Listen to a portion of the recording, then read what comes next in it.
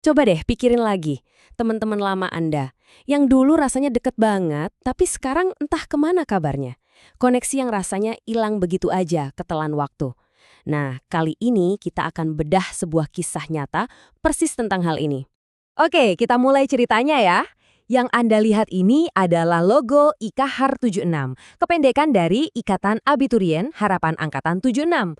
Tapi ini bukan sekedar cerita grup alumni biasa loh. Ini adalah kisah tentang sebuah janji, tentang tahun-tahun yang sepi, dan tentang bagaimana sebuah komunitas bisa bangkit kembali. Jadi, gimana sih semua ini berawal? Ceritanya dimulai setelah kegiatan resmi Ikatan Alumni Harapan yang skalanya lebih besar itu selesai di tahun 2001. Nah, justru dari situ, dari sebuah obrolan ringan, tercetus sesuatu yang besar. Nah, ini dia nih pemicunya. Cuma sebuah pertanyaan sederhana dari satu teman ke temannya yang lain, Wahyu Prawoto. Pertanyaan inilah yang jadi fondasi dari semua yang kita bahas.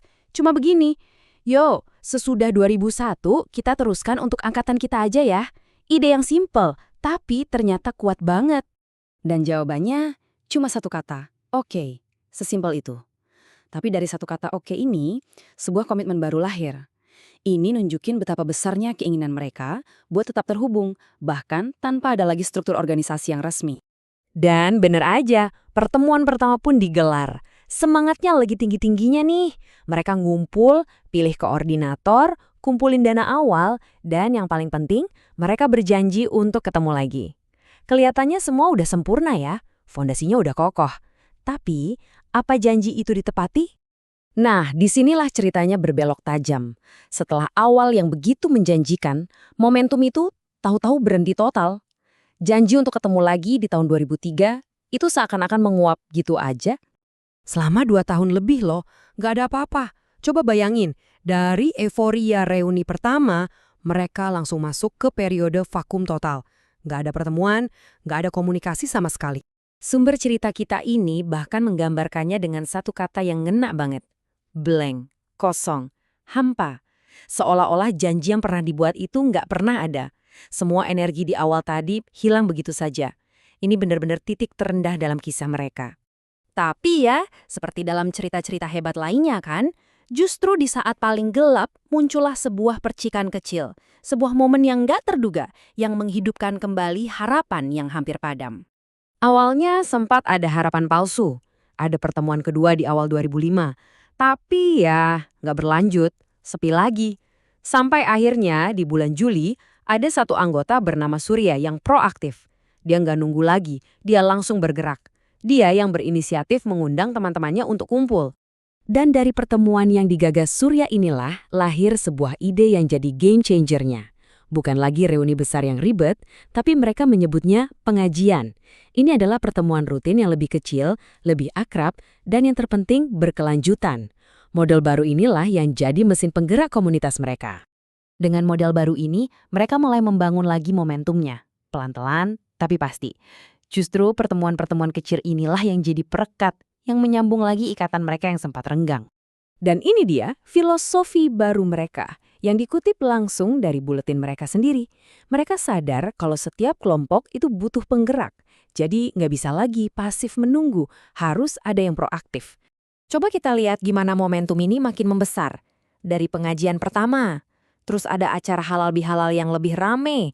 Sampai puncaknya, mereka bikin reuni Medan selama 3 hari. Ini bukti komitmen mereka makin kuat. Dan dari sana, lahirlah ide besar berikutnya. Lihat deh foto ini. Ini bukan sekedar foto jalan-jalan biasa. Ini bukti visual dari kerja keras mereka.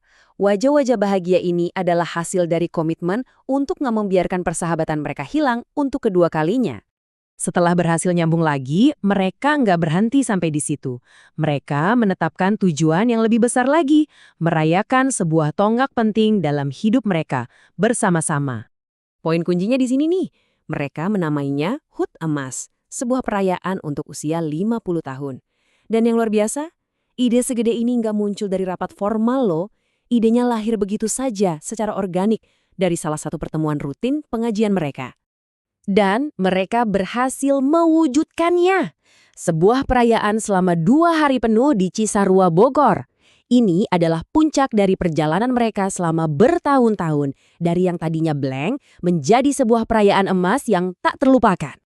Oke, setelah perayaan besar itu muncul pertanyaan penting. Terus gimana? Gimana caranya supaya koneksi ini nggak akan pernah hilang lagi? Gimana caranya membangun sistem supaya masa-masa blank itu nggak terulang? Nah, ini alat pertama mereka, buletin cetak. Ini bukan sekedar newsletter biasa ya. Ini tuh semacam artefak fisik dari komitmen mereka. Gunanya untuk berbagi cerita, mengumumkan acara, dan memastikan semua orang tetap terinfo, bahkan yang mungkin nggak terlalu aktif di dunia digital. Selain itu, mereka juga melek teknologi. Mereka bikin milis yang jadi semacam ruang kumpul virtual mereka. Tempat mereka bisa berbagi kabar, foto, atau sekedar ngobrol setiap hari.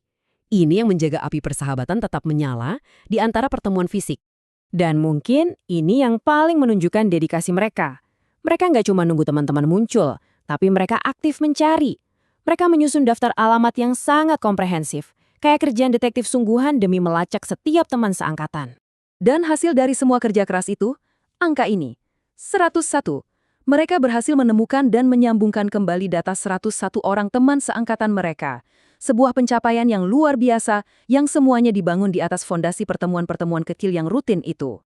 Tapi cerita ini berakhir dengan sebuah pertanyaan yang cukup menghantui, yang mereka ajukan pada diri mereka sendiri. Kemana yang lain? Ini jadi pengingat yang kuat bahwa meskipun mereka berhasil menemukan banyak sekali orang, masih ada teman-teman yang hilang. Sebuah pertanyaan yang mungkin juga relevan buat kita semua ya. Di antara teman-teman kita yang hilang ditelan waktu, kemana ya perginya mereka?